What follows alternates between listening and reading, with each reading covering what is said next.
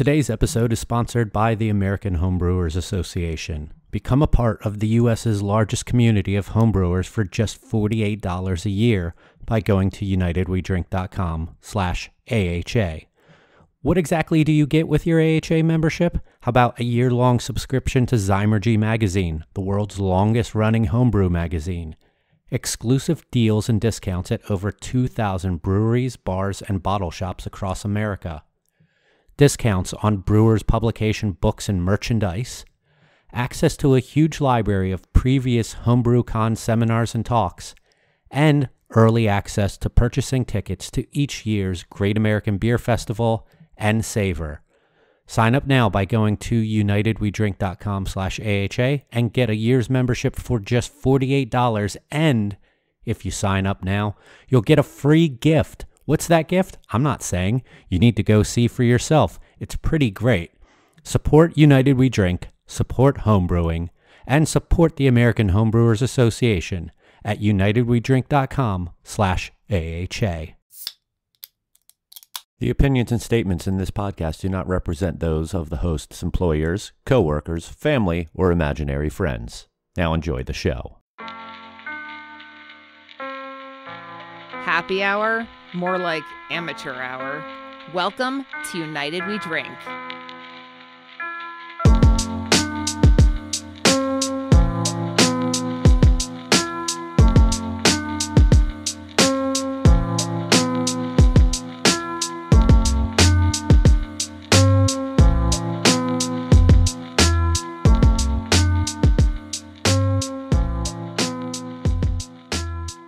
Hello and welcome back to the show that has probably pigeonholed itself to an industry-only crowd. Welcome to United We Drink right here on unitedwedrink.com, as well as Apple Podcasts, Spotify, Stitcher, Google Podcasts, Amazon Music, and wherever fine podcasts are found. My name is Mike Urevich, and I am becoming a fan of the backyard beer after doing a bunch of yard work. I have a nice little spot in the shade to sit and have a beer. It's lovely. I recommend you do it. With me, as usual, is a man with a very particular set of skills. Skills he's acquired over a very long career. Skills that make him a nightmare for people like you and I. Here's Joel Codner. I love that movie so much. Oh, you really? It is a perfect 90 minutes of just... You get exactly what you want. Everything is wrapped up nice and tight. There's no bullshit. There's no cliffhanger type stuff, even though they went on to make 2 terrible sequels and a real shitty TV series. I love Taken. I think I love revenge and like vigilante type shit. Like, so it's a perfect movie to me. Okay. And I love how they sort of brought his character into Ted 2. Oh, wait. Yes. Okay. I do remember that now. No one else was a fun 90 minutes or so of movie? Mortal Kombat. Yeah, not bad. I feel like I saw most of the action and everything in the trailer, but man, Kano carried that fucking movie. I mean, so much fun. I want a Kano series. I feel like we talked about this on the last episode. Did we? I don't know. Has it been out that long? I don't know. I don't remember. This is now a Mortal Kombat movie podcast with some beer stuff sprinkled in. Well, thank you everybody for coming back and joining us. We got a fun episode ahead of us. We'll get into that in just a bit. But before we do, Joel, what are you drinking tonight? Well, I have 2 beverages in front of me. The first one is from the little place I work called Barrel of Monks Brewing. It is Just to Prove a Point, double IPA. Still, having that Belgian influence. We're still using our kind of house strain, if you will, on this one. But our good buddy Ralph at the brewery, brewer, is just a fucking hop wizard maniac, scientist, and really crafted something special here. Just a beautiful, tropically fruity, kind of hazy, not necessarily intentionally, but just a great fucking double IPA, man. And I'm so sick of hops lately, but I'm really enjoying this. Made sure to scoop some up before we sold it all. You said you had 2 drinks in front of you. Yes, as always, I have my backup can of Polar or Bubbly. Today is Polar lime seltzer, just to keep my throat nice and moist. All right. From the talking. It's dirty podcast now. I have a Tampa Bay Brewing Reef Donkey, their flagship pale ale. I love this beer, and I received the recommendation from friend of the show Jay to look for their Quat, their Kumquat Berliner that they put out during the summertime. I have not seen it around this area yet. I was looking for it, saw some Reef Donkey, decided to pick that up. I have, as a backup, a beer from a little brewery called Barrel of Monks called Just to Prove a Point. Oh, tell me about that one. Kevin got it to me.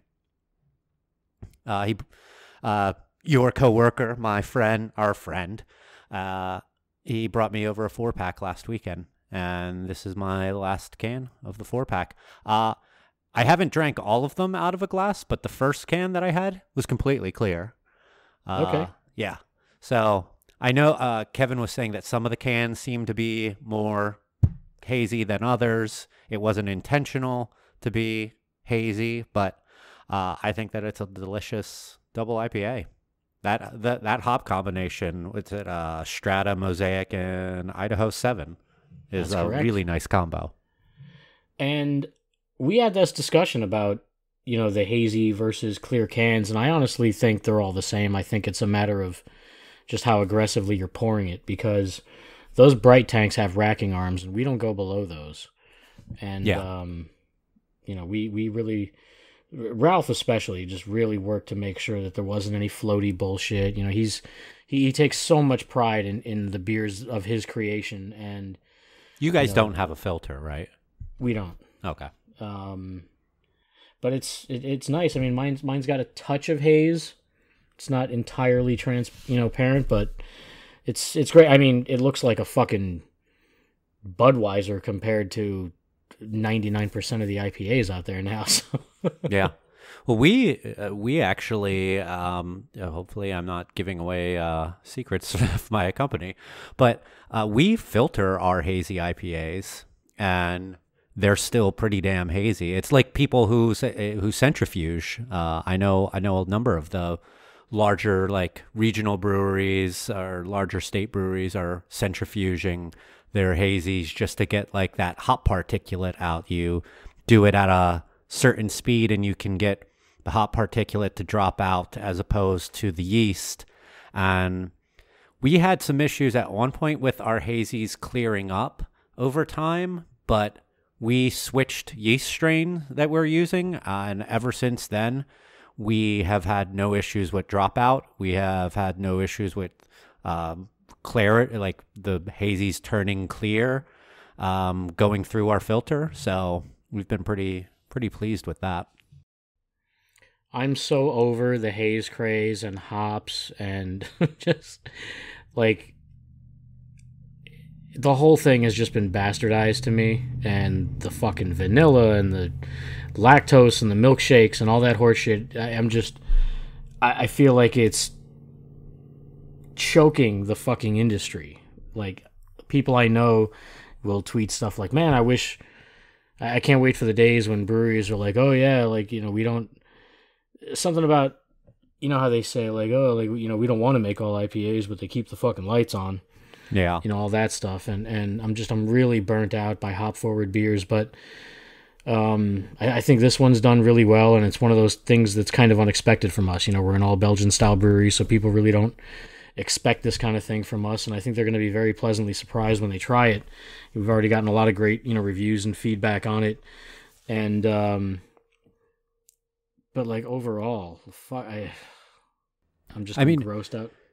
I am a fan of hop forward stuff. I pretty much always have been. I know I probably always will be. So I doubt I'll ever get sick of stuff like that. I love that there are people out there putting out West Coast style IPAs to try to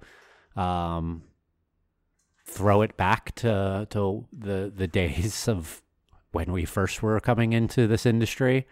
And I have no problem with hazies. They're a good hazy I enjoy, but the thing is, most of the good ones, they all taste kind of the same. It's like a whole lot of pineapple and mango and guava and a little bit of citrus, like your orange, and some stone fruit like peach. Like those are the flavors that you predominantly get from them. I love about yours, not that I want to talk, that's not that it's hazy, is you get that tiny hint of bubble gum from your yeast strain underneath some of those tropical and citrusy notes in there that differentiates it from other stuff. Your Endless Enigma has been one of my favorite beers that you guys brewed for a while, even before you redid the whole recipe. When it was first out, I enjoyed it. When they changed to doing American dry hops on it instead of European dry hops, I liked it even more.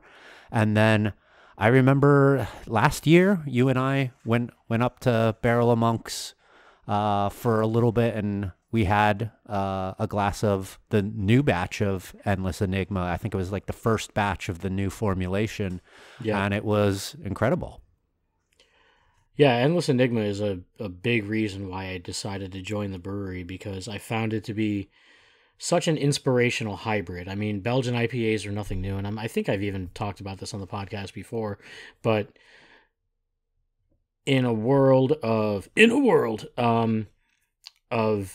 just, you know, like you were saying, they taste the same, and I was going to add on to that saying so many of them look the same, taste the same, feel the same, that, you know, just orange juice color with the fucking, you know, gross off-white head that looks like it was just blast carbonated, you know, in 15 minutes, and no real like foam structure, and gritty mouthfeel from just like this one. And like, yes, I'm talking about where I work, so it's like kind of tooting our own horn here, and I don't like to do that, but I mean, this and the Just to Prove a Point double IPA, I mean, they just feel so fucking well intended and well crafted, and like there was real thought put into them, not just like how many fucking bags of hops can we throw in this thing and call it a day.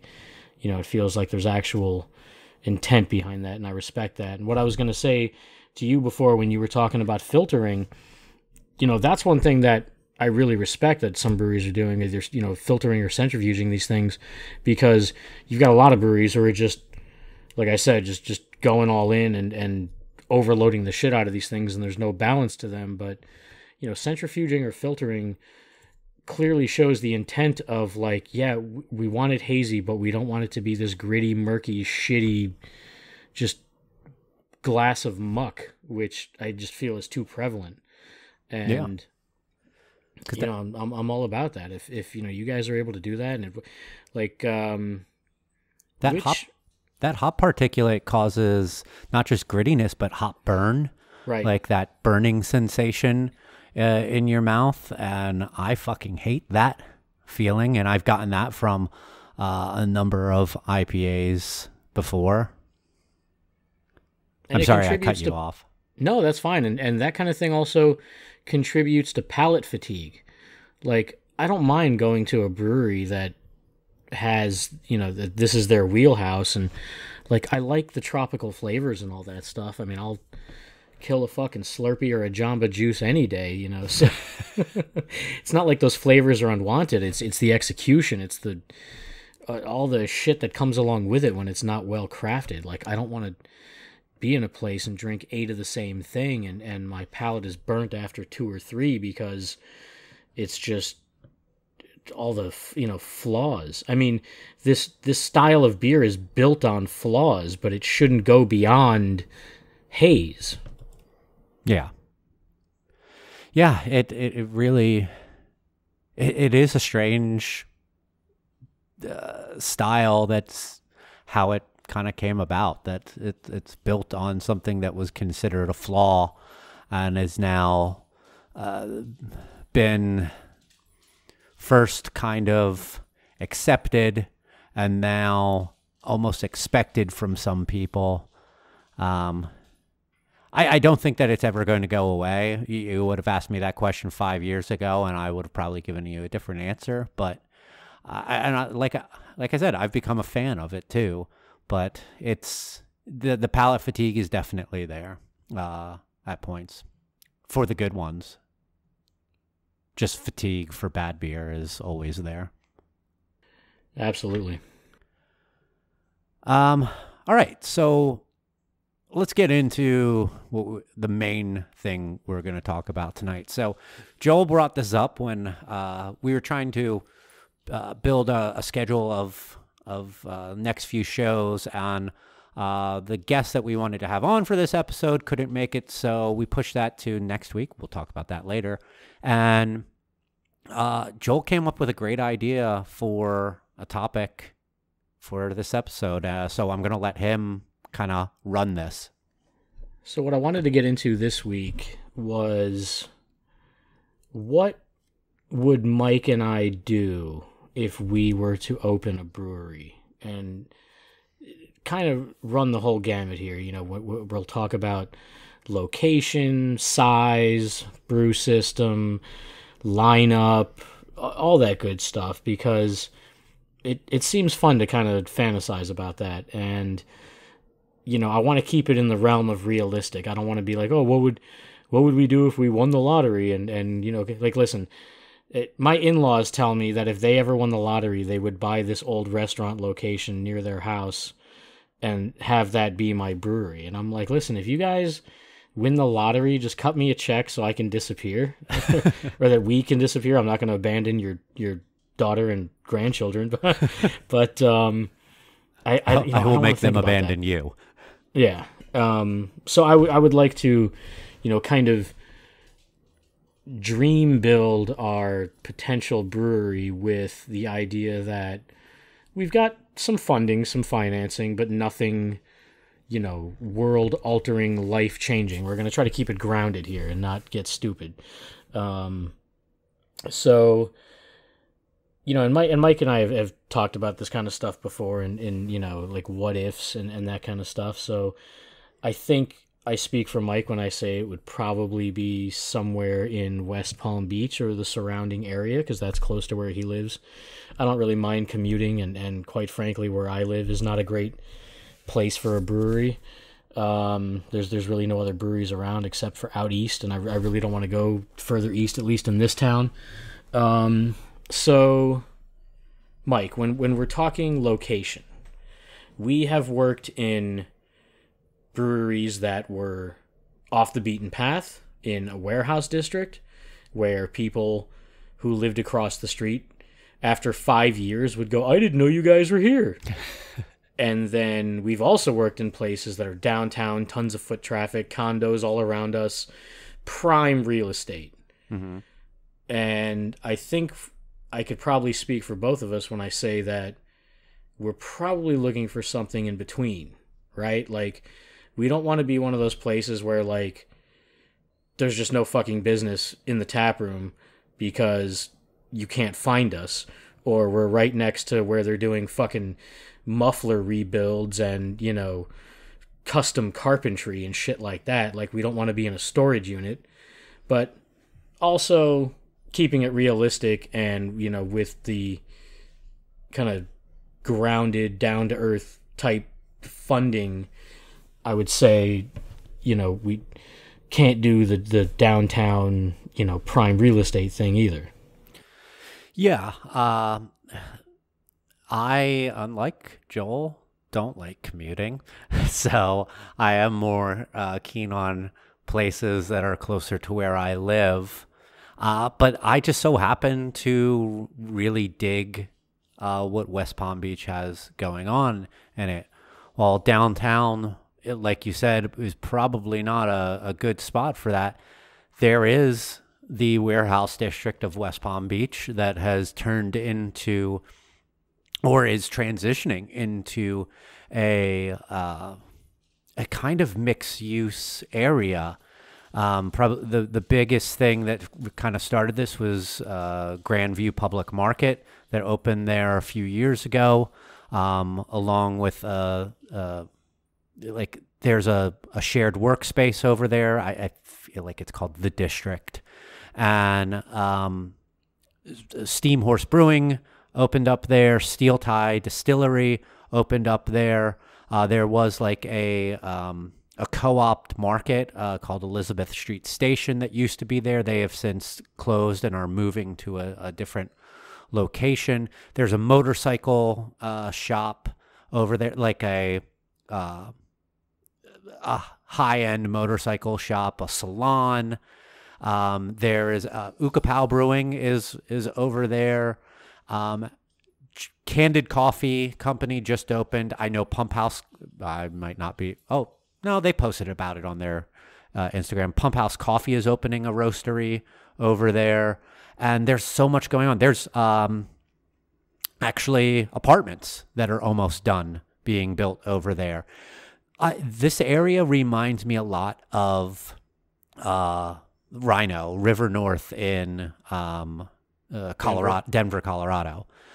It was a kind of warehousey area that has been kind of revitalized over the years with building of commercial and residential areas. And I think that the warehouse district over there has a lot of potential to have that happen. There's also these little pockets of warehouses in West Palm, south of downtown, that are inside of residential neighborhoods, and it's kind of cool. Civil society is in one such little pocket that of a couple warehouses that are right next to a residential neighborhood, and then there's a couple restaurants right around there. So it's that somewhere in between of the downtown experience and the warehouses, just traditional industrial area. So I think that and in that place, the warehouse district probably is going to become a hot spot, and rents are probably starting to go up over around there because of it. But it has a good potential to, I think, support another brewery or two over there. There's two already, and a distillery. So who knows? It would be a prime spot, in my opinion, and it would be where I would primarily look. I'm definitely on board with that, and I think that there are a bunch of those businesses you mentioned that, you know, the people behind them we can call friends and would happily collaborate with, and, you know, even just good places to go when we're done with work. I mean, you know, at our first brewery, we were happy when, you know, Copper Point opened, and you know, we had a place to go after work instead of drinking at our own place. So it does feel like prime real estate in the sense that there's a lot going on there, but not necessarily like priced to hell where, you know, we couldn't get in. Yeah. And, you know, supposedly a lot of good things in the works out there. You know, I think there's supposed to be some condos or apartments or some shit, or a hotel or something. So, I mean, imagine, you know, Palm Beach Airport is not far from there. You know, imagine it's really easy to get to from there. Yeah, for sure. So I like that. So now, you know, so let's say we have our location, right? We're in a warehouse district up there. So now we're talking, you know, the setup, the brew house, the setup as far as what we're going to do in-house versus what we're doing outside of the brewery. For me personally, I'm a big fan of keeping it not necessarily small, but relatively manageable. Something where we can make enough beer to supply, you know, all the in-house stuff and a little to distribution. You know, I think the market is just so fucking oversaturated. You know, I mean, we're sitting here fantasizing about another brewery when, you know, we constantly feel like, you know, we don't need another one, but, you know, we definitely want to do our own thing and kick ass at it with all the experience we have. And, you know, for me personally, I just am of the mind that I wouldn't want to try to rush out and be on shelves next to thousands of other dust collecting, ready to explode, non-date coated fucking grenades. And I think the general idea, at least for me, would be to have a kick-ass tap room where people can come and gather and have it be very communal. I'm thinking maybe no more than a 10-barrel system, a handful of fermenters that are 10 to 20 barrels, and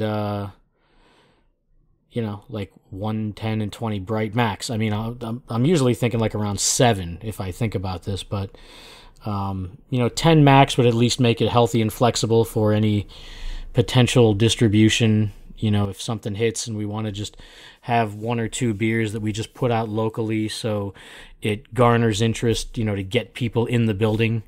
I'm more of a fan of the own premise model than, trying to be one of these breweries that opens up with a fucking massive brew house and tons of extra capacity and no idea what to do with it. Yeah, I would definitely agree with you. I'd even be okay with a little smaller, a 7-barrel system with a couple 15-barrel tanks, maybe even 1 FV and 1 bright. If you go with that, I'd probably say two 15 FVs and 1 15 bright, and you can rotate those. Makes it seem like the bright can get more use out of having 2 FVs of that size, and probably like 3 to 4 of the same size as the brew house.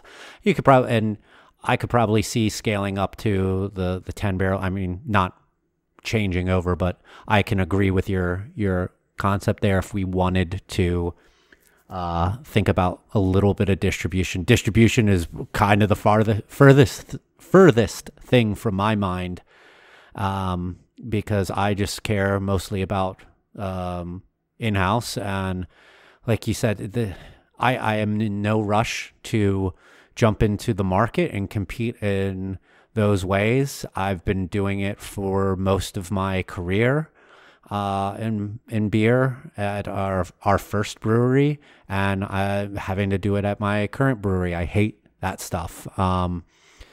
Just constantly working with the distributor and trying to work with retailers on finding that space for all of that. I look at a few breweries around here who have been doing predominantly own premise through most of their careers, and I love it. Civil has been mostly own premise. They do a little bit of distribution, mainly of just 1 beer in draft. None of their cans really ever leave their brewery, except in a consumer's hand. Invasive Species in Fort Lauderdale, I don't think has ever distributed. I could be wrong on that, but I've never seen their kegs up here. They seem to be doing great with the own premise type of thing. I think that you have a lot more control over your beer when it is, sorry, the dog is whining in the background, and you have more control over the quality of your beer when it's only staying in your however many walls of your building that you have. And Absolutely. I know probably years ago we talked about stuff like this and the idea of like fuck putting anything in package. I'm okay with putting stuff into a package with especially the stuff that you said about Ironheart and how good they were to you guys at Barrel of Monks, that they have a date coder, that they do DO testing and stuff like that. And now I apologize for the dog now playing with his bowl. I'm still recording in my kitchen. I hadn't noticed. But it is that 7 to 10 barrels, own premise stuff. I'd be okay with doing a little distro here and there. It would be awesome if we had self-distribution, because then we could pick and choose things as we wanted. And if we only wanted to sell to 2 places and they bought a slim a week, awesome. That's all that we need. and we would make all the profit off of that instead of the 3-tier system being involved. Which also, no, what distributor wants to work with a brewery that only wants to distribute to a couple accounts? Like that's the silly part about this whole 3-tier system, and not having any sort of self-distribution for really small breweries or small breweries that don't want to distribute much. Like, there should be an option for folks like that, but that's for a different argument. Yeah, true enough. And just to quickly explain what Mike was referring to earlier, if anybody was confused. Oh, the mobile Ironheart canner. is the what? I'm sorry, the mobile canner. I didn't say who they were. Yeah. So Ironheart is a mobile canning company. I don't know how far their reach is. I've heard of them all throughout the state of Florida. We've used them twice now at Barrel. They have Monster locations all over the country. Okay, cool. And they have a mobile canning line, a fucking depalletizer, like well, kind of. It's like a pallet jack forklift that's really not. Like, it just it raises the thing of cans up to the little conveyor belt. But I mean, it's a really cool miniaturized setup of like an actual canning system. It's pretty cool. I forgot how many heads they're filling at once. It might be 5, but it in a very short amount of space, they really get it done, and they get it done efficiently. I was very impressed the first 2 times we worked with them, and they're coming again in a few weeks, and they will test DO.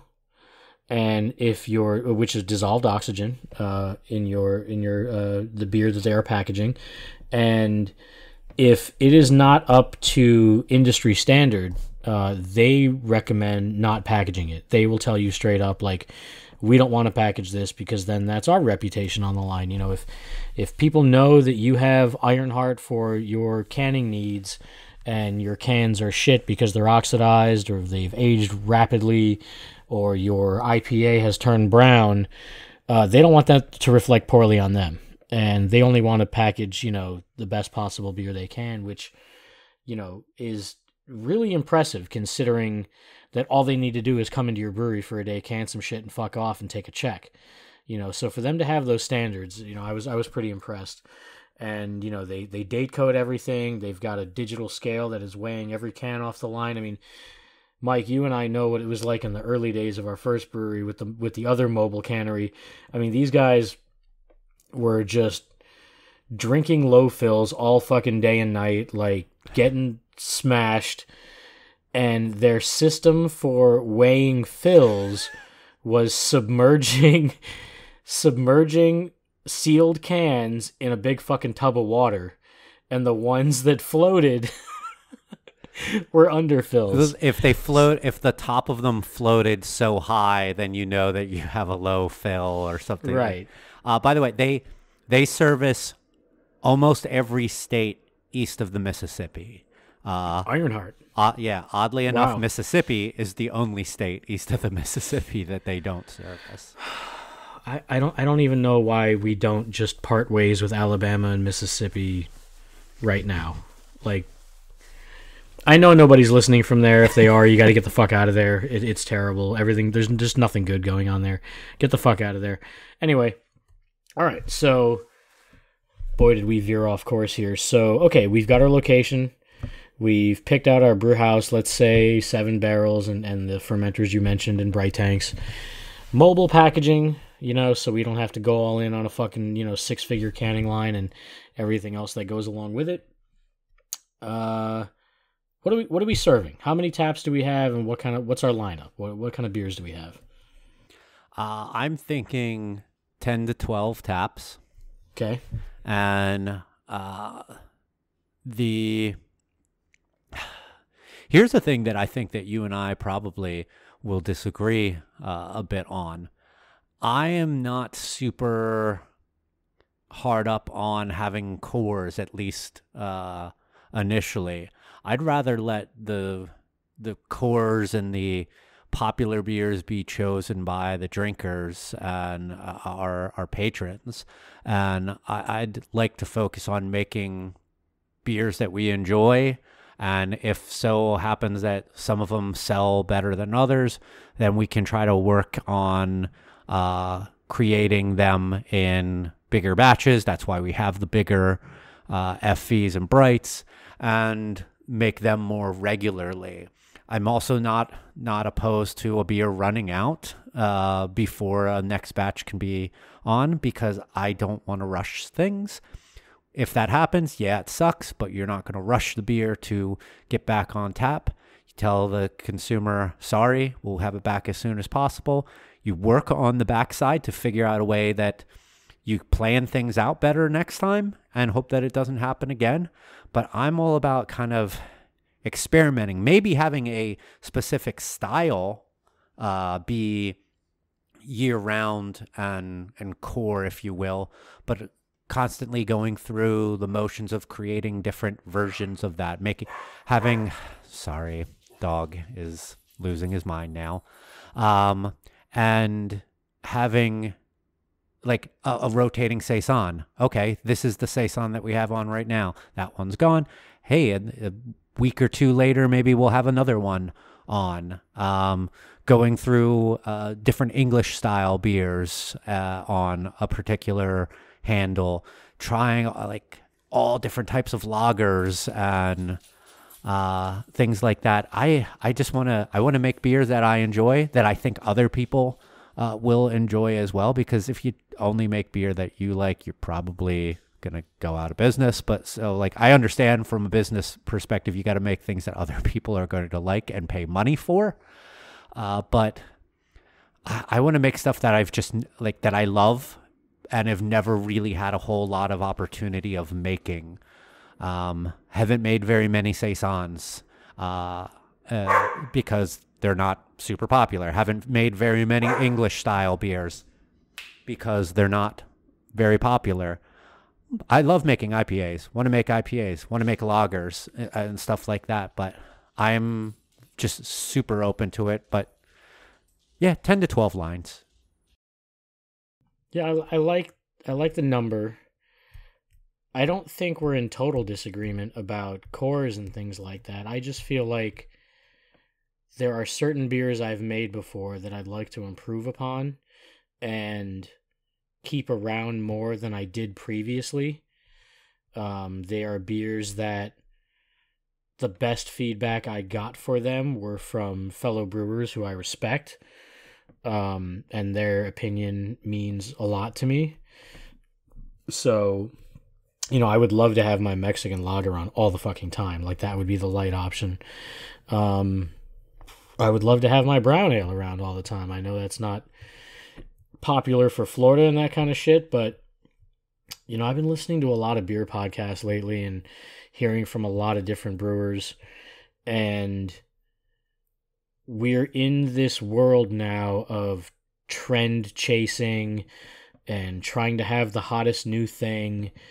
And I feel like there's real, God, what's the word here? I just feel like there's real life in some of the classics and some of the standards that are being forgotten in the chase of popularity and trendiness and hype. And you mentioned IPAs, and like we mentioned earlier, or I said earlier, I'm a bit burnt out on hops. I feel like I'm learning more working with Ralph, because when he talks hops, I go cross-eyed. This fucking guy knows hops like nobody I know.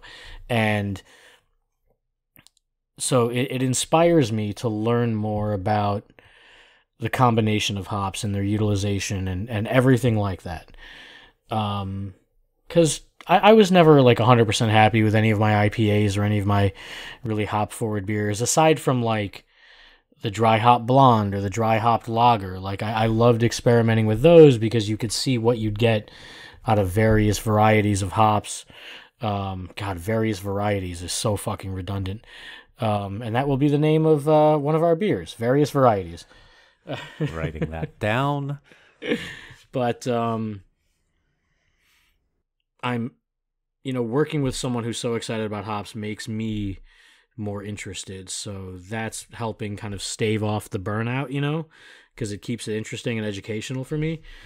But like, there's a part of me that is so contrarian that like, and I know this, you would totally disagree with this and it wouldn't make sense business wise. And I hate that, but like, there's a part of me that just wants to be like, no hoppy beers. Fuck you. Like, I walked into Metropolitan Brewing in Chicago and there wasn't a single hoppy beer on the menu. And it was one of the greatest experiences of my life. So, I have that kind of contrarian thing in me where it's like, number one, it doesn't interest me. Number two, there's too many fucking hoppy beers out there to begin with. Number three, most of them are shit. And number four, I'm very inspired by breweries who, say things like we're sticking to our guns and we're not putting lactose and vanilla and everything. I mean, I can guarantee you this, whatever hoppy beer we do make, no lactose, no vanilla, no fucking marshmallows, none of that horse shit. And I'm sorry if that's boring, but I don't brew for the trash palate mafia. I don't brew for the vocal minority. I brew for thirsty people. It's coming out right now. What? The Joel from Twitter is coming out right now. Well, I love what Jeremy Danner says. Is something along the lines of like, I brew beer for thirsty people. Like, it's not discriminatory in any way. It's not like we're brewing for this particular audience or that particular audience. And I learned a lot working at the brew pub. I started off with a very approachable set of beers because I had no experience like brewing for that downtown crowd. I had no idea what to expect. We weren't distributing whatsoever, so we weren't really looking at cores or any sort of standard lineup. And, fortunately, I never had to dump any beer in the beginning, but, that is or should be kind of standard practice. Like, you fire up your brew system, you brew some stuff and get the kinks worked out. Chances are some of it might be shit and you throw it down the drain, you get things dialed in, and then, you start kicking ass. But, we were pretty fortunate early on. I mean, I'm sure I would love to go back and taste those beers now, like almost 4 years later. And have some perspective on it. And I know nothing was perfect, but I didn't feel like anything needed to be dumped. I felt like we had put out some good beer and continued to improve upon that as time went on. But, I started off very approachable, and it actually worked because we had such a diverse crowd downtown, young to old, poor to rich, scumbags, business professionals. Our best regular was like 92 years old, drank nothing but blonde. For the entire, few years we were open, blonde was the best seller by a fucking mile. And that was very surprising considering the state of the industry and the way a lot of other breweries operated and what their flagships and cores were. So that was encouraging to me that there was still an audience for straightforward, solid, I don't want to say traditional because that sounds boring and old, but I mean, I had porter and imperial stout, and like I wasn't doing anything crazy. It took so long to finally get a fucking fruited kettle sour going that the beer was literally called Took Long Enough. Because people were asking for it for like, I don't know, 2.5 years, and finally we made one.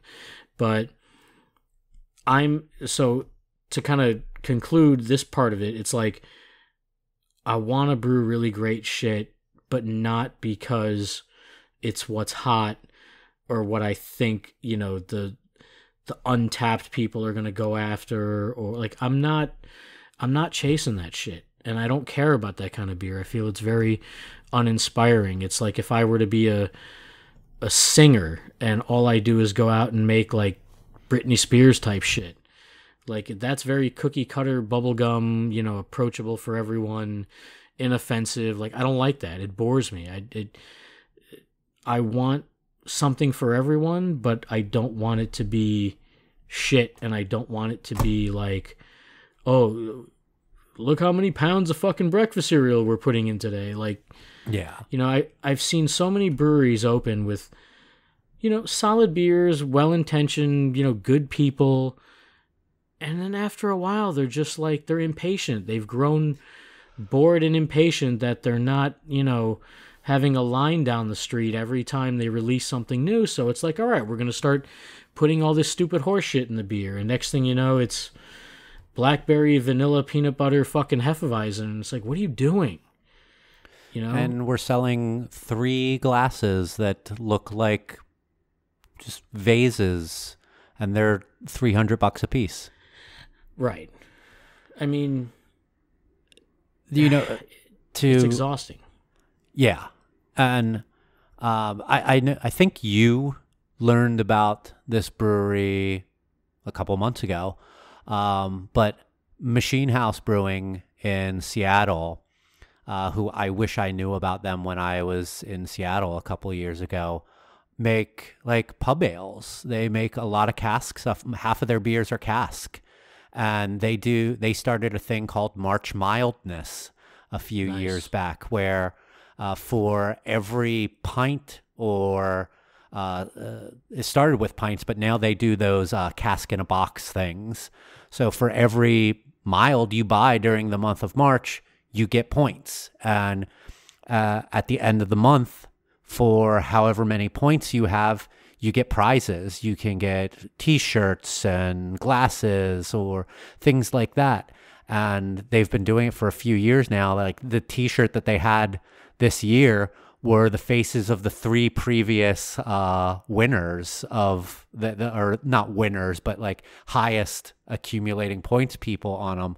And it became so popular that brewery in Pennsylvania, Forest in Maine, started doing March Mildness themselves and saying like, hey, we're following in the footsteps of Machine House and we're doing our own March Mildness. And they did the same thing with like, they had cans and the cask in a box milds. They did 3 different milds that they released during the month of March.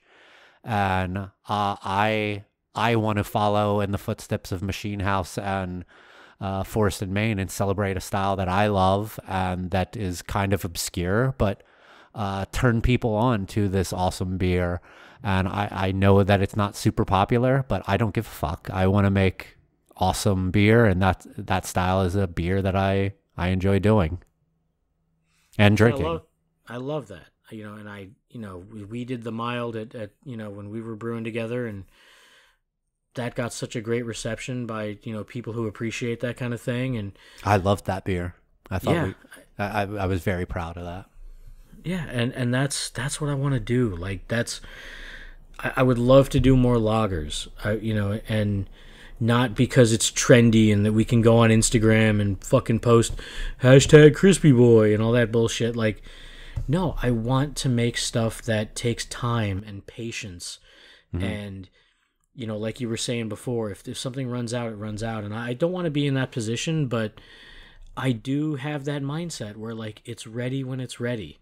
Yeah. And people would constantly ask me that at the brew pub. And I'm just, fortunately I had that freedom for a short while, but it really helped bring me along. And I truly appreciated that opportunity to just be like, hey, sorry, this is out. And I'm not going to tap this being all fucking hazy and fucked up, or, it's a little green. Like, no, we're going to tap it when it's ready. And if it's old or tasting like shit, like it's getting dumped. I'm never going to fucking let myself be in the position, if I'm owning my own place and running my own thing, the idea of fixing a beer is never going to happen. If something's fucked up, if it didn't attenuate properly, if it just doesn't taste right, if it's not what we intended, like it's going down the fucking drain. And it's as simple as that. And I hate how so many breweries act like, oh my God, like what we spent the money on the malt and the labor and the electricity and the water. Yeah, you did. You spent a lot of money to make something and it fucking sucks. So get rid of it, because you've got potentially thousands of pints of somebody's first impression that's going to go right down the shitter if you want to serve that bullshit. And if you want to, I'm sure there are cases where things can be quote unquote fixed, like, you blend it or like, but like, I don't want to do that. I don't want to add more labor to what I'm not going to start veering off course. I don't want to do what I didn't intend to set out to do. That's also for much bigger breweries, like, Right. and they're dealing with barrels that are practically like hundreds of barrels that are practically their own individual batch because of the nuance and the differences that the barrel imparted. It could have been the same batch of beer, but once they go into those barrels, they're different, and blending them together, finding the ones that are good and the ones that are bad. That's something that is done on a much larger scale, that our size and the breweries we work for right now, we're still way too small for thinking about stuff like that. Um, the whole lager thing is just, I've learned so much about lager working in a brewery where we make pretty much 2 lagers year round, and learning about other styles of lager from these lager breweries like Metropolitan and Dovetail and Jack's Abbey and Chuckanut. Wow, like I never even heard of these styles of beer before. I never heard of a Czech dark lager until I bought a can from Dovetail through their online ordering and shipping, and that was one of the most incredible beers that I had in a long time. I'm like, fuck, this is incredible. And I want to learn about those styles and make them.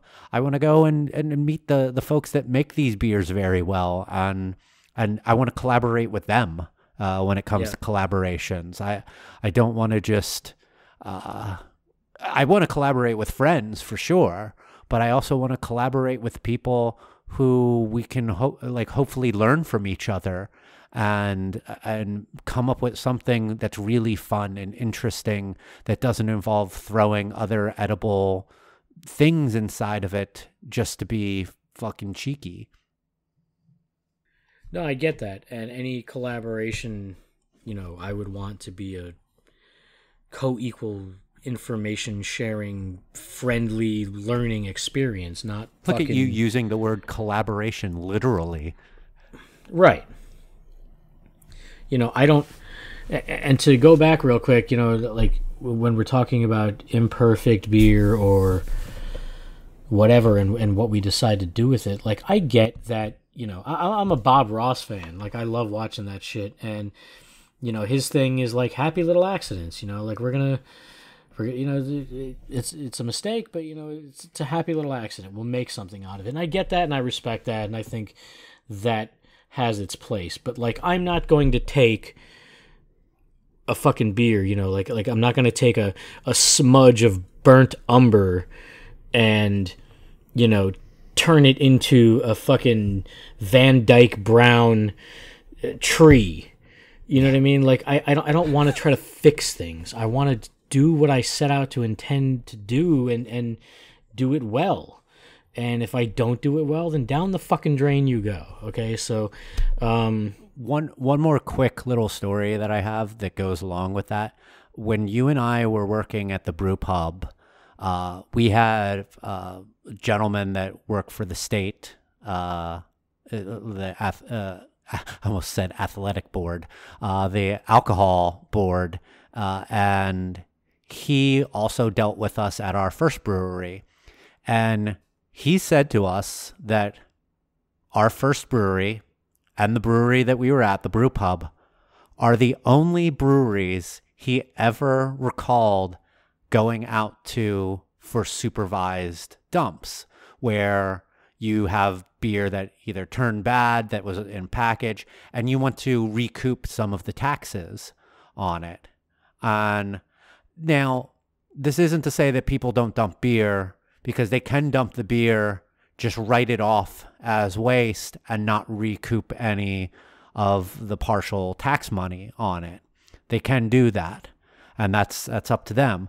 But it was kind of weird to hear that no one else, and he covered at one point the entire county of Palm Beach, that no other breweries ever reached out to him about wanting to have a supervised dump so that they could recoup some of their taxes on dumping beer. So it originally to us was like, no one dumps beer. They could be, and just not wanting to deal with waiting to get a date set to have him come out and supervise it. And the supervision is usually you just start dumping it, and he's like, all right, I'll get going now. Just sign this paper and put it in your, do it in your next month taxes. And to add on top of that, that was 8 half barrels of Irish red ale, which I think the taxes would have come out to like, I don't know, $100 or some shit, the consumption taxes. If, between my report last month and my report this month, it's however much is gone plus the 8 half barrels. Wasn't going to make or break the brewery by any means. But you know what? I wanted to do the right thing. And it was my understanding that, I got to call someone in to witness a dump, and that's what I did. And that's what I'm talking about. Like, there's a contrarian part in me that wants to go against the pervasive culture down here of like, how much stupid bullshit can we put in a beer? How unethical can we be? Like all the ridiculous bullshit. Like, I want to go against that grain. And there's a part of me that feels like that is just completely setting up for failure. And I kind of don't give a shit. Like, I feel like there's room for something different. I feel like there's room for something a little bit more. And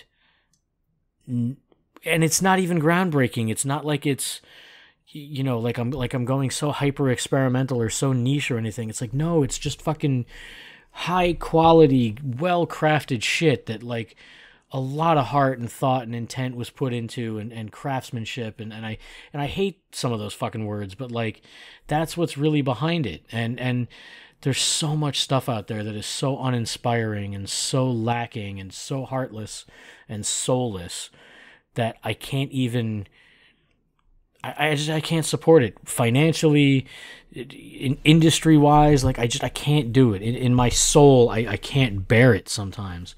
So, and I don't want that to come across like snobbish or anything like that. It's just, like I've got to put together some beer packages for some people, and I really struggle with some of the locals. And like, there are beers on shelves from people I love and respect, and all that stuff, but it's like, I know they're not doing X or Y or Z when it comes to quality control. I know they're not pasteurizing. I know what went into this beer.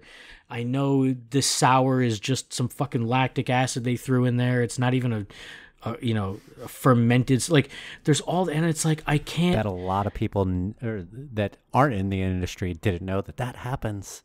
Yeah. It's such a cheat, and I don't like it. I don't support it.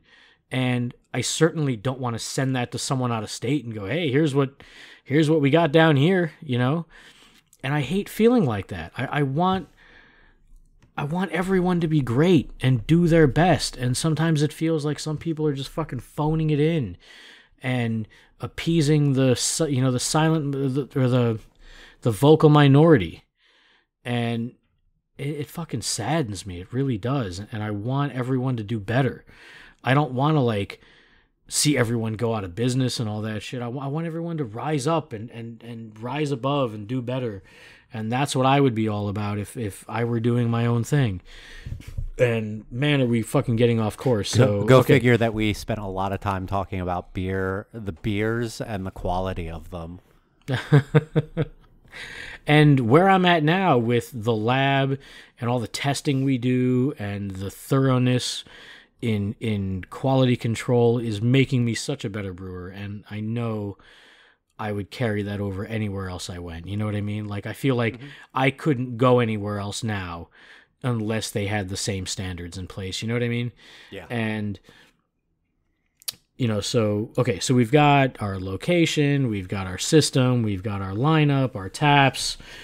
Let's talk, I know it's getting late in the episode here and we're coming up on an hour, but I just want to quickly get into the kind of, vibe or, the feel of the place, because I'm big on experience. I've said this a million times to so many people that it's not just the beer, it's where I am, who I'm with, what's happening, the whole spectrum.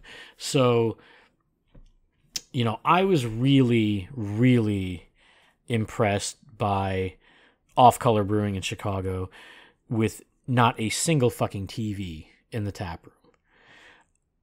I would love to do that. I don't know if you agree. I know, sports can be a big deal and people want to come out and watch the game. And obviously you have to look for things to, keep people there and interested and ordering more. It is a business after all. But I love the idea of a communal place with, big tables that large groups can gather. I really loved the setup at Harpoon, like those long tables. Oh yeah, yeah. That almost like that cafeteria style vibe. I want to see people come together. Beer I wanna hall see, style. Yeah, exactly. I want to see people together. I want to see people communicating. I want to see, not just some drunk schmuck rooting for the Patriots on the fucking TV. Like, I want to bring people together and enjoy what they're doing and what they're experiencing, and not just focused on another screen. Yeah, I think that this is a tough thing because you are going to probably alienate a group of people by not having a television. We have joked before about having televisions, but only playing like obscure ads and silly stuff on them, like no live television or anything like that. Maybe playing a movie or something like that to where it is really zone outable stuff. Like you can watch it, but it more than likely you're just going to not worry about it being there. I know that I've read of a few places, one in Portland, and I can't remember who it was. It's either Ecliptic or Gigantic, that they have TVs, but they only show the local MLS team games. They don't play anything else on the TV. So the TVs are off unless it is the soccer game, and that's it. I would be down for doing something like that if we had a local sports team that I cared about. I'm not particular to any of the local sports teams, so they're all out by that accord. But I'm absolutely with you. I would rather people talk. I would rather people converse and meet their neighbors and or converse with their friends and family that they're there with and have a good time. I think that we've also joked about having like social media free nights, and to where like cutting off a part of the brewery to where people like they turn in their cell phones, and like a valet thing, we give them a ticket and they pick back up their cell phone when they're done, and they talk to people. There's no TVs, there's no even like no music. You just converse with people and get to know strangers or friends in an intimate setting. I know intimate sounds a little weird in the world that we live in right now, but I am so about a gathering place for breweries, and I'm about the experience and the aesthetic too. There's details that I would love to put into the decoration. I'd love to have artwork from local artists, and be able to even rotate the stuff out from like every quarter, have a different local artist be featured, and to where a person can buy the art, and once their time is up in the brewery, then the people that bought those pieces of art get them, and all of the money goes to the local artist. We don't cut anything off of it. Why the fuck do we need that? I'm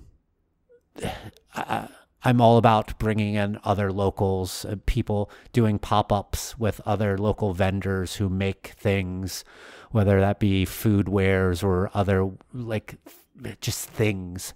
I am about being a part of the community. I know I shit on Florida a lot, but in my time living in Florida over 20 years, West Palm Beach is my favorite place that I've ever lived. And like when my wife and I, a few months back, were looking at buying a house, we wanted to stay in West Palm. We wanted to stay in the neighborhood we were living in. Unfortunately, we couldn't afford to, but we only moved 10 streets away. This isn't city blocks. Like it is fucking short distance from where we live. And we're really happy to still be living in the area near where we enjoy being. We're near the warehouse district. We're near the breweries that we enjoy, restaurants that we enjoy, vendors and shops that we enjoy. My favorite coffee shop is still very easy for me to get to. I want to be a part of a community. I want to be a place that is thought of as being quintessential that city. So like in this theory, West Palm Beach, I want people to think of me and my brewery when they think of West Palm Beach, and I want to give back to that community by being as involved and helpful to all the others around, and let's all make each other better along the way. And before, real quick, before I reply to what you just said, which I love, I just wanted to go back to the aesthetic real quick. I've got 2 ideas here. Number 1, we have a shit ton of the latest, greatest, like fucking state-of-the-art high-def TVs, but the only thing they show is the emergency broadcast system from open to close. Don't worry, you won't hear the beep. Maybe every now and then, maybe we'll like turn on that beeping annoying sound for last call. That might work. And that'll definitely get people to be like, all right, let's close out and get the fuck out of here. Every once in a while, you just fade it in ever so slightly for just a second, then fade it back out to where people are like, what just happened? It would be amazing if we could somehow target everyone's phone in the building, like when there's an Amber Alert and it goes out to everyone. Oh, you airdrop them. What? You airdrop them. For iPhones, you can airdrop everyone. Okay, so we like aggressively tell everyone it's last call. Yeah. And then one thing I've always liked the idea of, and hopefully nobody steals this, I like the idea of a menu board that is made of all light bright panels. Jesus Christ, that would be expensive and difficult to maintain, but pretty cool. Yeah. I really like that. Okay, and so, to go back to what you were saying about the community, I'm all about that, which also brings me to, I want us to support some various charities. Like, oh, for sure. Obviously, too, I'm really big on, like with our charity episode, supporting Feeding America. Like, I just find it inexcusable that in this country of plenty that, there are people who actually go hungry at night, considering the fucking limitless options at every grocery store and how much goes to waste. And, obviously mental health. And, someone approached me recently about my thoughts on this things we don't say. There was Resilience IPA from Sierra Nevada to support the wildfires. Then there was Black is Beautiful from Weathered Souls, supporting social justice and those causes. And now there's this one, supporting mental health, and I know very little about it. I fully support it. I'm just a little bit cynical about it because I've seen from the past 2 charity beers that were shared worldwide that a lot of breweries got in for the marketing and never showed their receipts, never fucking showed up with the money or anything like that. So I respect and applaud those efforts, but at the same time, like, I'd rather do our own thing where we're just consistently supporting, the local homeless or all those kind of things. Oh yeah. Ex Novo Brewing in Portland, Oregon was a huge inspiration to me about that. They started off as a nonprofit brewery. They adjusted their corporate structure that now allows them to actually give more away to charities in their city, and they have on their website all of the different charities that they give away to. When I was working at Moss Mill in PA, we worked with a lot of our local charities and just different locals in general. We did stuff for fundraising with our local library branch and local historical societies, and I loved that. I think that there's so much untapped potential to help your local communities by going to your local historical societies. We're finding a local, even just this past week with Cinco de Mayo, and where everyone's doing like stereotypical bullshit, like, oh, we got tacos, we got margaritas inspired stuff.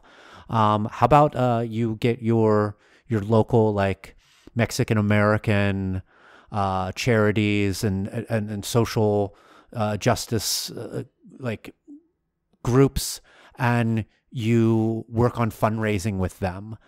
You don't just say when there's a social injustice that you support them. You go out and do it for the locals who are those people, and you help them. And it doesn't even have to be for Cinco de Mayo, but I just thought that could be a better way of showing something towards Mexican American folks than just quasi appropriating some food and drink of them, and actually help people of the heritage in your community and with others as well. Whatever, even to start every month, just helping a different group. Yeah, I mean, to me, it's just like the theme around the beer. There is real intent and purpose to it, and not just we're gonna do it because this is what people do. Like, fuck the Komen shit. You know what I mean? Like yeah, fuck Susan G. Komen. Well, not her; she's dead. But the their charity, right? Because you look these things up on like Charity Navigator, and these fucking people who run these organizations are making hundreds of thousands of dollars a year, and there's so much overhead and so much bullshit. It's like, how much is actually going toward the cause that you're doing charity work for? I mean, I'm not going to do some fucking 5K for, the fucking manatees. Like, I want to affect real change with the people in my community. I want to do like I've seen breweries do like backpack drives, when it's, back to school for underprivileged kids, and building bicycles to give away and all that kind of shit, like real stuff.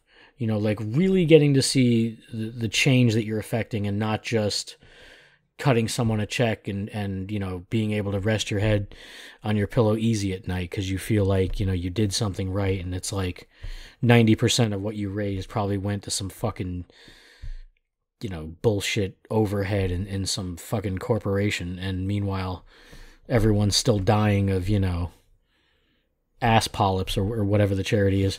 But so yeah, I think we covered a lot. I feel like we're still forgetting some shit. I know it's getting a little late here, but I feel like we've got. I hope this is at least enjoyable and entertaining for anyone listening. That here's a couple guys that would love to open a brewery and hear their ideas behind it, and it's not just, oh, we're gonna brew 40 IPAs with my uncle's money and hopefully get invited to Extreme Beer Fest or some horse shit. Unfortunately, in this industry, you read one brewery's About Us page and you've probably read them all.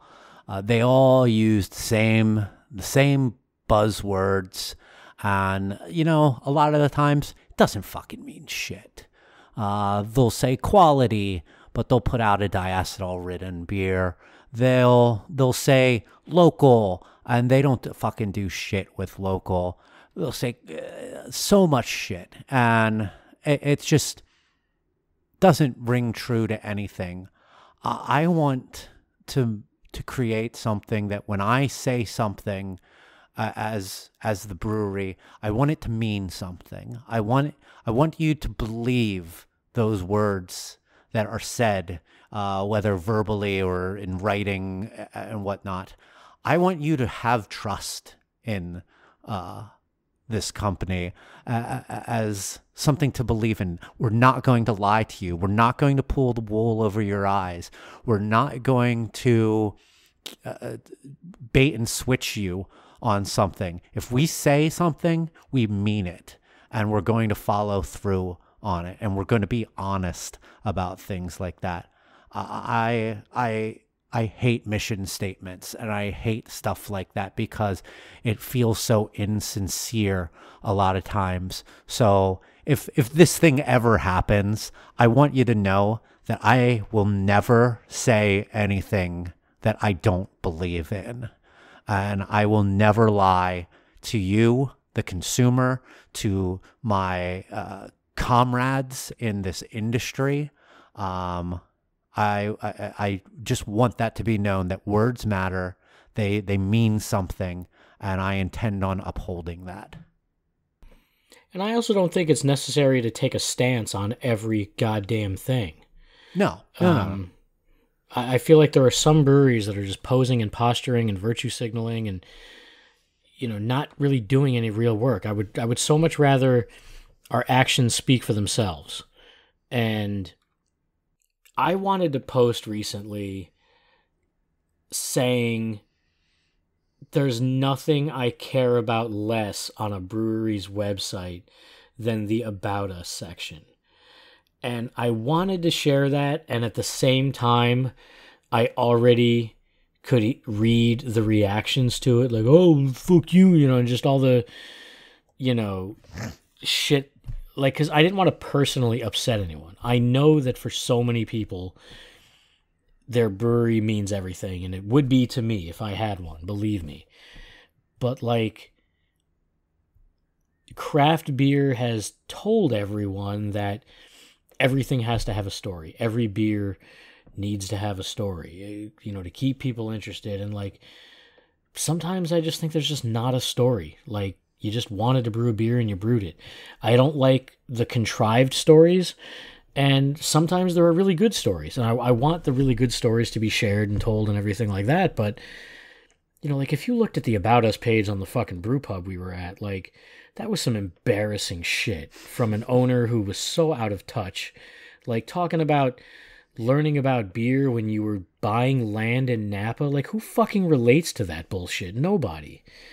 And, a lot of these About Us pages are just real cookie cutter shit where it's just like... Sometimes they're too personal. Like, yeah. Stories about your family don't affect other people most of the time. It might be a nice, heartwarming thing to you and your friends and all that, but, to the general consumer, they don't give a fuck about things like that. And coming from me, this is insanely ironic considering we are one of a trillion beer podcasts by bearded white guys, which is now running 25% over its normal allotted time. But I think that sometimes it's like it's just too much information. It's like, let's just get to it. I feel like we're in this information age where it's like, can we just get to it? Like tell me about your beer. What are your hours? Where are you located? What is there anything special happening this week? Like, I'll happily go to your website if it means I don't have to go to your fucking Facebook page, because I really don't want to go to your Facebook page.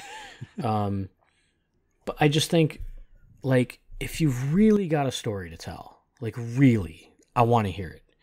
If it's the same as everybody else, like, and like, I was saying something completely opposite to this when I was on the Good Beer Hunting podcast, because I was like, at that time, I was like, man, like, if you don't have some, superhero origin story, like, you got sprayed with radiation or some shit, and now you're a fucking master brewer, like, no one cares. Like, if I were to tell my story of, like, oh, I didn't like being in a cubicle in corporate America anymore, so I got into brewing, like, people are like, yeah, you and 8,000 other motherfuckers. So, like, so how about this? What if our About Us page is like our entire lives?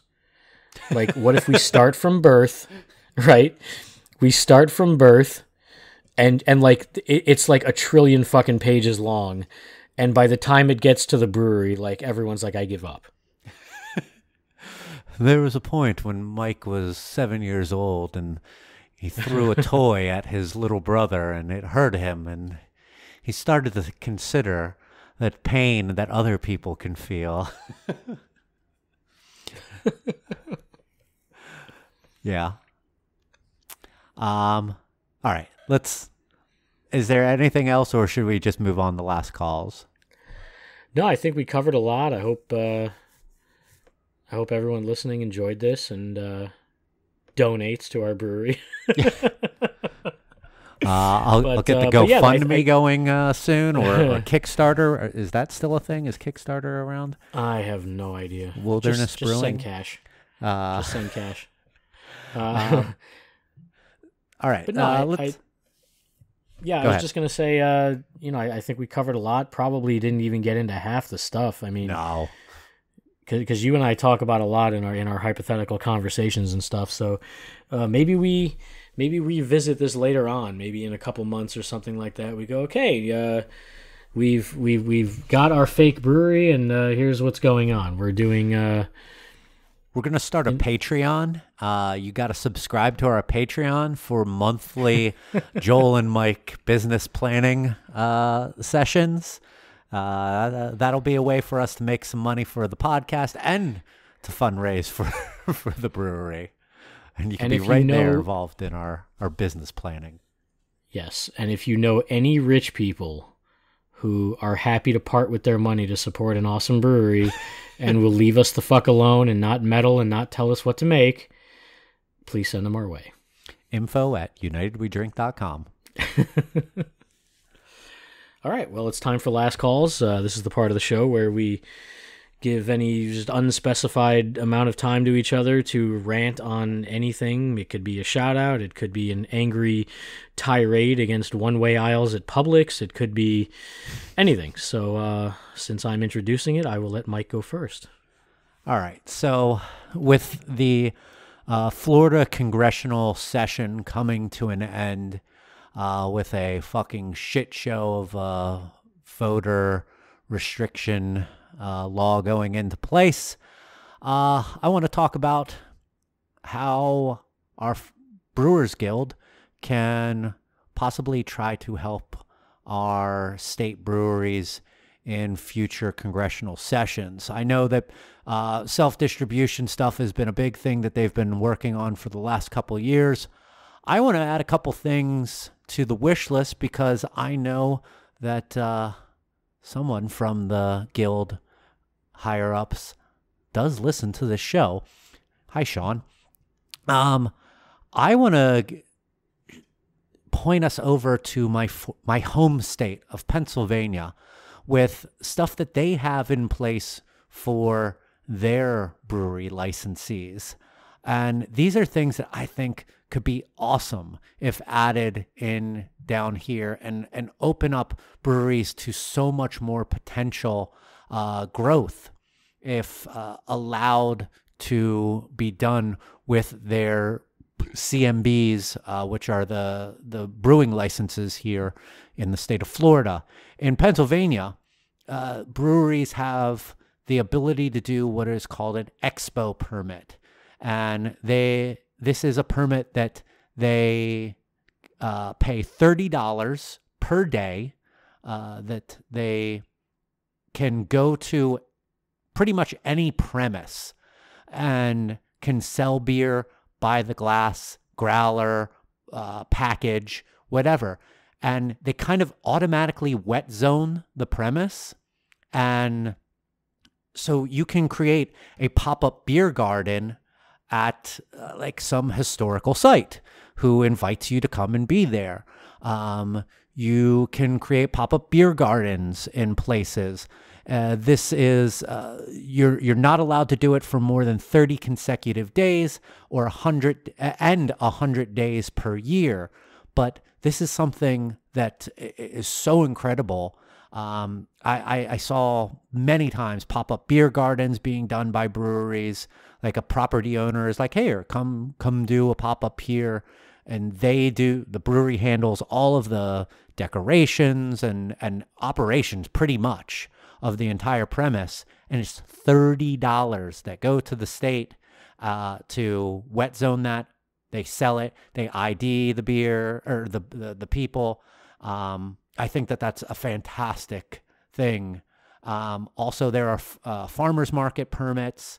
You pay $250 per year on top of your regular yearly license, and you're allowed to go to a farmer's market and sell your beer in package to people. The farmer's market that I always went to in Philly at the Head House Shambles, shout out to that awesome farmer's market that's operational year round. They always had a different brewery, cidery, winery, distillery there from the state of Pennsylvania selling their wares every week. They kind of had a different rotation of people coming through, and other farmers markets all over the state have local breweries and such coming out and selling their wares in cans, bottles, growlers, and such. I know that the state of Florida has very strong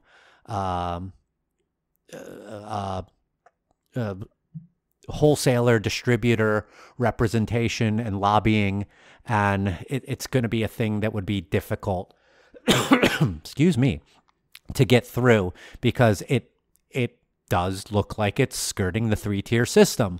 But I mean, Pennsylvania used to be thought of as a extremely backwards state when it came to beer and alcohol regulation, and they've come a long way. And these additions onto brewery permits and licenses are fucking incredible for the growth of breweries. And so I would love to see our local guild working towards stuff like this to help breweries in the future, because, man, I've looked at some empty lots in downtown West Palm Beach and was like, it would be fucking awesome to do a pop-up beer garden here during the winter and be able to set up and sell beer and have people hanging out there and create this experience there. I'm showing you another part of my ideas. But yeah, Sean, if you want some more information about that, hit me up. I'd be happy to talk about it. Also, check out Matt Anderson on Twitter. He's at Matt B. Anderson. He is an attorney who specializes in alcohol stuff in the state of Pennsylvania. And he has a brand new law firm that he started up himself, or consulting firm, PA Liquor Law, at PA Liquor Law. And he is an awesome follow for Pennsylvania-related alcohol law and legislation. I want to do a quick two-parter here. I just want to give a quick shout-out and thanks to the guys at our sister podcast, Bitter Units. The episode with me and Joel Wynn from New Belgium discussing Dominga Mimosa Sour is a lot of fun. I had a great time doing it. I really appreciate those guys. It was great to just talk shop with fellow beer people who I don't get to see or interact with very much.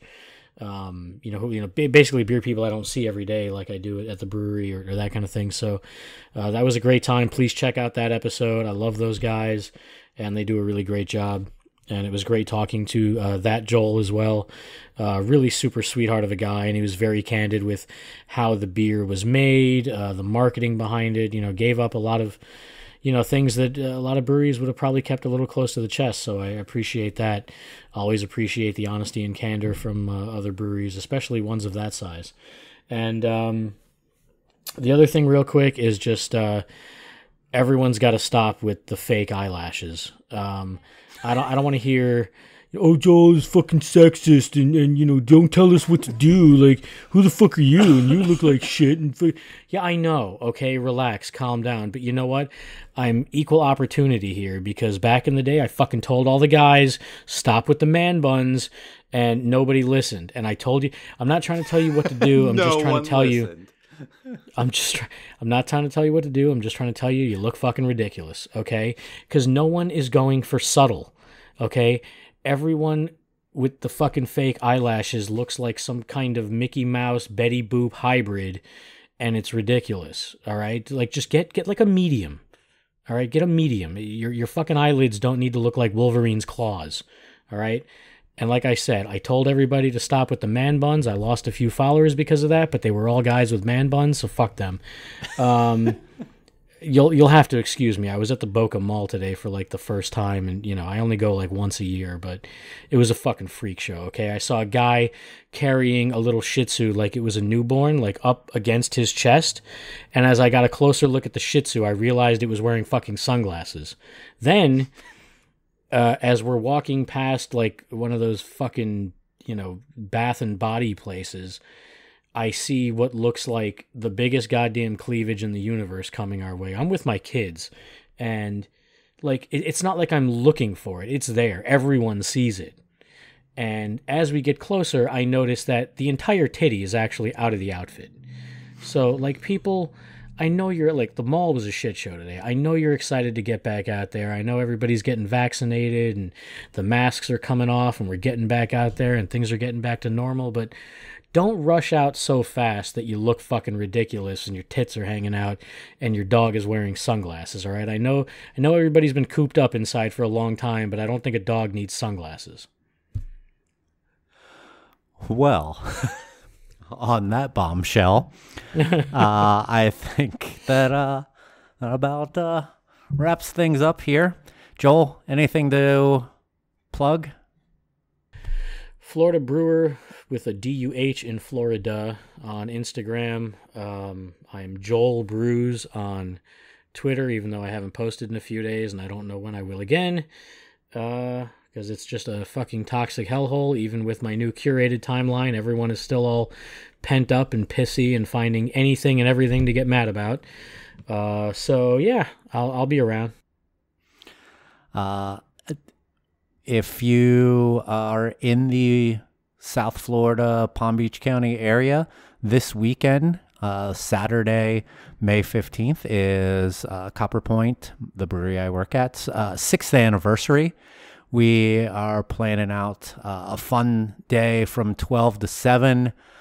We have 24 beers that we're going to have on tap, inside and outside. We're going to have our entire parking lot closed off.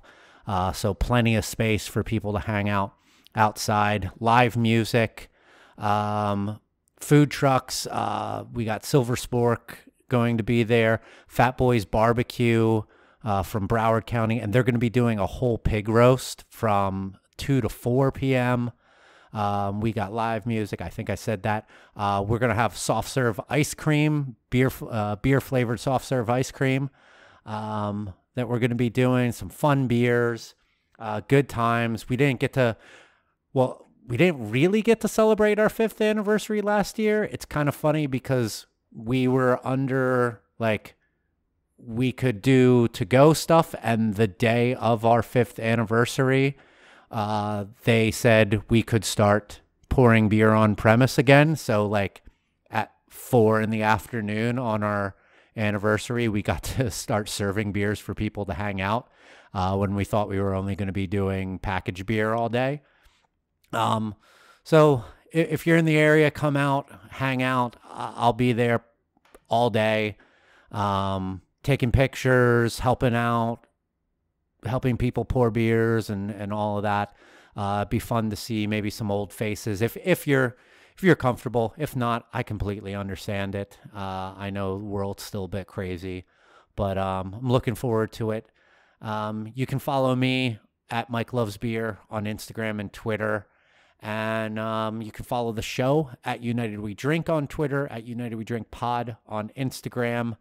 And you can subscribe to the show on all of the major podcast apps, Apple Podcasts, Spotify, Stitcher, Google Podcasts, Amazon Music, iHeartRadio, anywhere that major podcasts are found. You should be able to find us and subscribe to us. If you're on Apple Podcasts, rate and review us, please. It doesn't hurt at all. Trust me, I've done it for other podcasts before.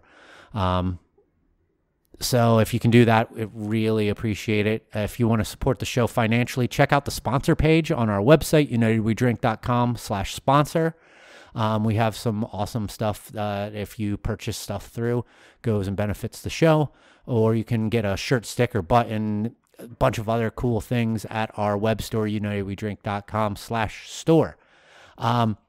I alluded to this in the earlier podcast, but we are going to have Mr. Tim Johnson from the Bitter Units podcast back on next week, or not next week, but the next episode.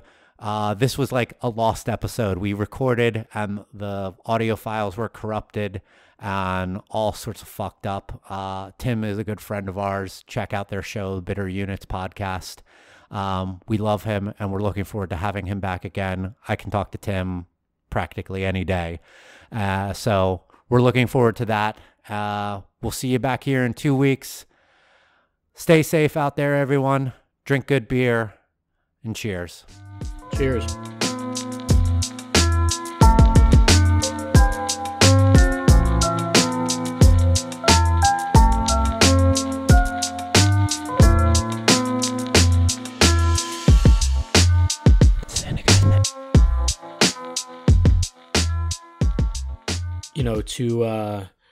Fuck, what was I going to say? I'm totally brain farting now, and please feel free to cut this.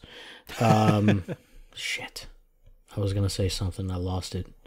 Okay, well, you can cut all this shit out, and it's at a minute or an hour 14. So one thing that I lost it again. I'm losing. Please cut all this shit out. This is so embarrassing. I'm leaving it all in. Oh, please don't. You can throw it in like at the very end. If anyone, shit.